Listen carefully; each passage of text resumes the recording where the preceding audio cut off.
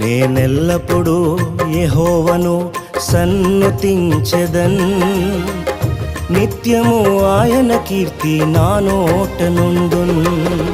అంతా నా మేలుకే ఆరాధన యేసుకే, అంతా నా మంచికే. తన చిత్తమునకు తల వంచితే, తన చిత్తమునకు తల వంచితే ఆరాధన ఆపను, స్తుతించుట మానను.